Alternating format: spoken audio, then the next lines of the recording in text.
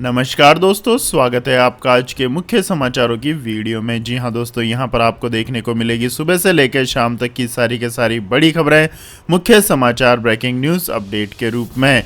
तो दोस्तों आपसे रिक्वेस्ट है इस वीडियो को ज़्यादा से ज़्यादा लाइक और शेयर करें। तो दोस्तों जानते हैं आज की पहली बड़ी खबर। हरियाणा सीएम खट्टर के नमाज वाले बयान से नाराज उमर अब्दुल्ला बोले, जम्मू कश्मीर का ऐसा भारत में नहीं हुआ था विलय।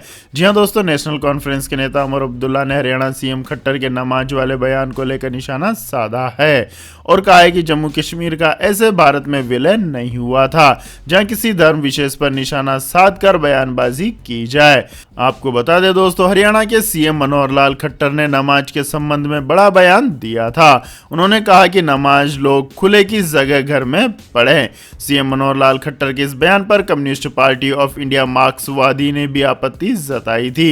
सीपीआई-एम ने कहा था कि हरियाणा के मुख्यमंत्री खट्टर भारतीय नागरिकों के एक वर्ग को बुनियादी संवैधानिक अधिकार से वंचित कर रहे हैं। इनका बयान बेहद आपत्तिजनक है। सीपीआई ने कहा कि पिछले कुछ महीनों से हर शुक्रवार को बजरंग दल जैसे संगठनों से जुड़े लोगों ने मुस्लिमों को निर्धारित जगहों पर नमाज अदा करने से रोका या परेशान किया है, मगर पुलिस ने कुछ नहीं किया। उमर अब्दुल्ला ने कहा कि अगर ये रोक हर धर्म पर होती तो यह ठीक होता, लेकिन चुनने और छांटने की पॉलिसी दिखाती है कि एक खास धर्म निशाने पर है। इसके बाद दोस्तों रुक करते हैं अगली खबर का। हिंदुओं की सत्ता ही है कांग्रेस का सेकुलर एजेंडा, राहुल गांधी के बयान पर बिफरे ओवैसी।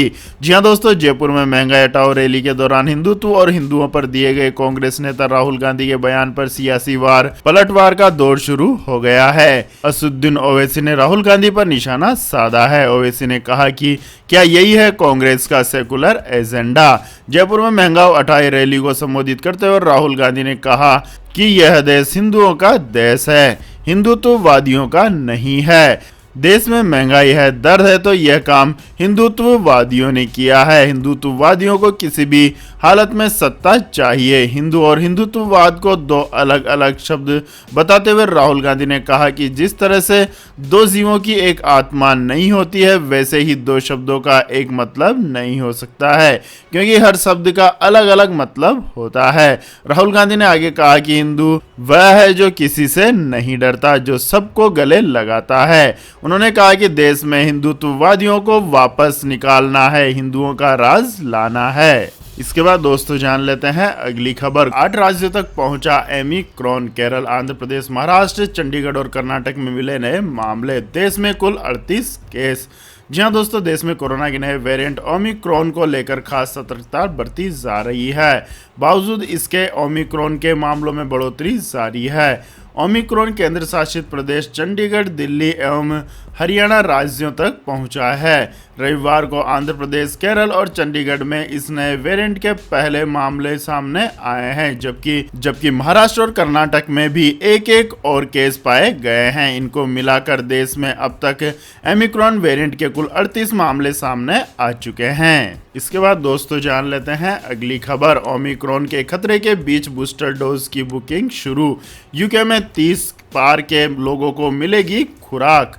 जी हां दोस्तों, कोरोना के नए वेरिएंट ने दुनिया भर में दहशत फैला रखी है। कई देशों में ओमिक्रॉन के मामले बढ़ते जा रहे हैं। इस बीच कोरोना वैक्सीन की बूस्टर डोज की चर्चा तेज है। इस क्रम में ब्रिटेन अपने नागरिकों को बूस्टर डोज लगाना शुरू करने जा रहा है। सोमवार से ब्रिटेन में 30 से ज्यादा के उम्र वालों को बूस्टर डोज लगाना शुरू हो जाएगी। ब्रिटेन के स्वास्थ्य अधिकारियों ने रविवार को बताया कि पूरे इंग्लैंड में 30 साल और इससे ज्यादा उम्र के लोगों के लिए कोविड-19 टीके की बूस्टर डोज के लिए सोमवार से बुकिंग शुरू होगी। उन्होंने बताया कि देश में तेजी से फैल रहे कोरोना वायरस के ओमिक्रॉन वेरिएंट को कंट्रोल करने के लिए यह कदम उठाया जा रहा है।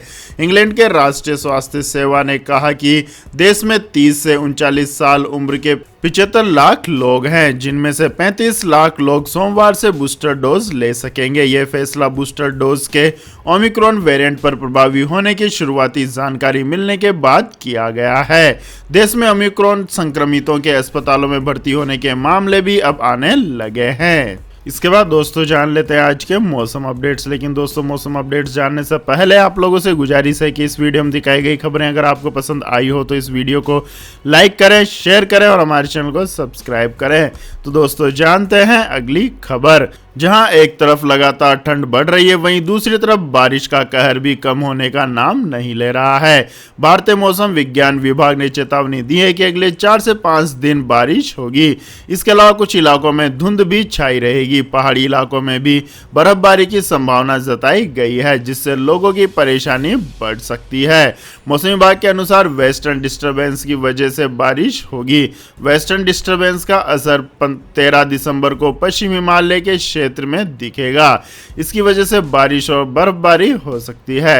जम्मू कश्मीर, लद्दाख, गिलगित बल्टिस्तान, मुजफ्फराबाद और हिमाचल प्रदेश में वेस्टर्न डिस्टर्बेंस का प्रभाव 13 से 15 दिसंबर के बीच देखने को मिलेगा। इसके बाद दोस्तों जान लेते हैं अगली खबर। जमा राशि बीमा कार्यक्रम में बोले पीएम मोदी, बैंक डूबने पर भी जमाकर्ताओं को 90 दिन के अंदर मिलेगा पैसा वापस। जी हां दोस्तों, प्रधानमंत्री नरेंद्र मोदी ने रविवार को depositors first guaranteed time bound deposit insurance payment up to 5 lakh योजना के तहत जमाकर्ताओं को संबोधित कर रहे थे।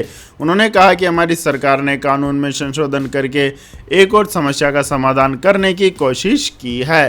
पहले जहां पैसा वापसी की कोई समय सीमा नहीं थी, अब हमारी सरकार ने इन्हें 90 दिन यानी 3 महीने के भीतर अनिवार्य किया है। बैंक डूबने की स्थिति में भी 90 दिन के भीतर जमाकर्ताओं को उनका पैसा मिल जाएगा। प्रधानमंत्री ने कहा कि आज कोई भी बैंक अगर संकट में आता है तो जमाकर्ताओं को 5 लाख रुपए तक तो जरूर मिलेगा। इससे करीब 98% लोगों के खाते पूरी तरह से कवर हो चुके होंगे। इस दौरान उन्होंने कहा कि आज देश के लिए, बैंकिंग सेक्टर के लिए और देश के करोड़ों अकाउंट होल्डर्स के लिए बहुत ही महत्वपूर्ण दिन है।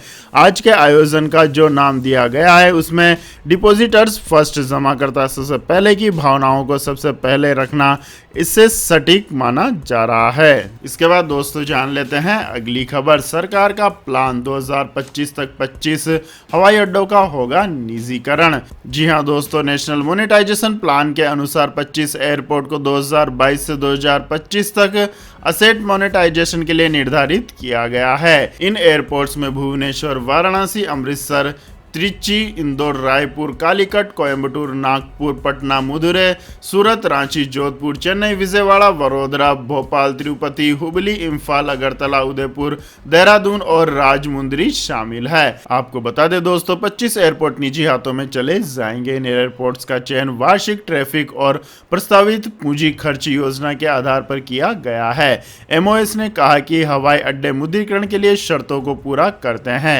महामारी के दौरान वर्ष 2020-21 में देश के 137 में से 4 हवाई अड्डों को छोड़कर सभी नुकसान में रहे। सांसद मिमी चक्रवर्ती ने सवाल पूछा था कि पिछले 3 वित्तीय वर्ष में 136 एएआई हवाई अड्डों को मुनाफा हुआ या घाटा। इसके बाद दोस्तों रुक करते हैं अगली खबर का। रिजर्व बैंक ने किया आगाह, कहा ज्यादा रिटर्न पाने की चाहत रखने वाले रहें सावधान, ज्यादा ब्याज के साथ जोखिम भी ज्यादा। जी हां दोस्तों, रिजर्व बैंक के गवर्नर शशिकांत दास ने निवेशकों को आगाह करते हुए रविवार को कहा कि ज्यादा रिटर्न पाने की चाहत के बीच उन्हें सतर्क रहने की जरूरत है। दास ने रविवार को जमाकर्ता प्रथम 5 लाख रुपए का गारंटी शुदा समयबद्ध जमा बीमा भुगतान कार्यक्रम को संबोधित करते हुए कहा कि ज्यादा रिटर्न या ज्यादा ब्याज के साथ जोखिम भी ज्यादा होती है। शशिकांत दास ने कहा कि इस स्थिति में निवेशकों को ज्यादा रिटर्न पाने की इच्छा के साथ सावधानी बरतने की जरूरत है। रिजर्व बैंक गवर्नर ने कहा, एक बैंक ज्यादा ब्याज दर की पेशकश करता है तो जमाकर्ताओं को अपना पैसा लगाने के पहले खुद भी ज्यादा सजग होना चाहिए। उन्होंने ये भी कहा कि ऊंची ब्याज दर पर ही कुछ पेशकश व्यवहारिक हैं, लेकिन वहां पर भी जमाकर्ता को सजगता दिखानी होती है। उन्होंने ये भी कहा कि ऊंची ब्याज दर की कुछ पेशकश व्यवहारिक भी हैं, लेकिन वहां पर भी जमाकर्ताओं को सजगता दिखानी होगी। शशिकांत दास ने कहा कि रिजर्व बैंक बैंकिंग प्रणाली को मजबूत एवं जुझारू बनाए रखने के लिए प्रतिबद्ध है, लेकिन यह काम मिलकर करना होगा। उन्होंने कहा कि बैंकिंग प्रणाली से जुड़े प्रत्येक हितधारक की यह साझा जिम्मेदारी है, चाहे वह बैंक प्रबंधन हो, ऑडिट समिति हो, जोखिम प्रबंधन समिति हो या कोई भी नियामकीय प्राधिकरण हो। रिजर्व बैंक गवर्नर ने कहा कि जमा राशि के बीमा का भुगतान इस दिशा में अंतिम उपाय होना चाहिए। इसके बाद दोस्तों जान लेते हैं अगली खबर। अगले बजट में सरकारी बैंकों को नहीं मिलेगी सरकारी पूंजी। जी हां दोस्तों, सरकार वित्तीय वर्ष 2022-23 के बजट में सार्वजनिक क्षेत्र के बैंकों में पूंजी डालने की कोई घोषणा नहीं करेगी। सूत्रों का कहना है कि बैंकों के फंसे कर्ज में कमी आई है और उनकी वित्तीय स्थिति सुधरी है। ऐसे में सरकार द्वारा बजट में ऐसी किसी घोषणा की संभावना नहीं है। सूत्रों का कहना है कि अपने संसाधनों को बढ़ाने के लिए बैंकों को बाजार से धन जुटाने और अपनी गैर प्रमुख संपत्तियों की बिक्री के लिए प्रोत्साहित किया जाएगा। चालू वित्त वर्ष के दौरान सरकार ने सार्वजनिक क्षेत्र के बैंकों के पुनर्पूंजीकरण के लिए 20,000 करोड़ रुपए तय किए गए हैं। वित्त मंत्री निर्मला सीतारमण 1 फरवरी 2022 को नरेंद्र मोदी 2.0 सरकार का चौथा बजट पेश करेगी। इसके बाद दोस्तों जान लेते हैं अगली खबर। सरकारी स्कूल के बच्चे अगले साल से पढ़ेंगे भगवत गीता के श्लोक। जी हां दोस्तों, हरियाणा में अगले एकेडमिक सेशन से स्कूली बच्चों को भागवत गीता के श्लोक पढ़ाए जाएंगे। हरियाणा के सीएम मनोहर लाल खट्टर ने शनिवार को इस बारे में घोषणा की। मुख्यमंत्री मनोहर लाल खट्टर शनिवार को कुरुक्षेत्र में चल रहे अंतर्राष्ट्रीय गीत महोत्सव में शामिल होने के लिए पहुंचे थे। इस महोत्सव में लोकसभा के स्पीकर ओम बिरला भी मौजूद थे। इस मौके पर आयोजित एक संगोष्ठी में बोलते हुए मनोहर लाल खट्टर ने कहा कि राज्य में अगले सेशन से स्कूली बच्चों को भागवत गीता के श्लोक पढ़ाए जाएंगे। उन्होंने ऐलान किया कि भागवत गीता से जुड़ी किताबें 5वीं और 7वीं कक्षा के सिलेबस का हिस्सा बनेंगी। इसके बाद दोस्तों जान लेते हैं अगली खबर। बिजली की मांग में 1.3% बढ़ी। दिसंबर के पहले 10 दिनों में खपत 34 अरब यूनिट के पार। जी हां दोस्तों, देश में बिजली की खपत दिसंबर के पहले 10 दिनों में पिछले साल की समान अवधि की तुलना में करीब 1.3% बढ़कर 34.23 अरब यूनिट यानी बीयू पर पहुंच गई है। बिजली मंत्रालय के आंकड़ों से यह जानकारी मिली है। पिछले साल समान अवधि में बिजली की खपत 33.78 अरब यूनिट रही। दिसंबर 2020 के पूरे महीने में बिजली की खपत 105.62 अरब यूनिट रही थी। वह दिसंबर 2019 में यह 101.08 अरब यूनिट थी। बड़ी खबरें और दोस्तों बारी आती है आज के माइंड क्विज क्वेश्चन की, जिसका जवाब देकर आप बन सकते हैं एक शानदार उपहार के विजेता। तो दोस्तों आज का सवाल है, अशोक स्तंभ में कितने शेर हैं? जी हाँ दोस्तों, अगर आपको इस सवाल का जवाब आता है तो तुरंत कमेंट सेक्शन में लिख दीजिए। इस वीडियो को लाइक कीजिए, शेयर कीजिए और हमारे चैनल को सब्सक्राइब करके बेल आइकन का बटन भी दबा लें। धन्यवाद। जय हिंद, जय भारत, वंदे मातरम।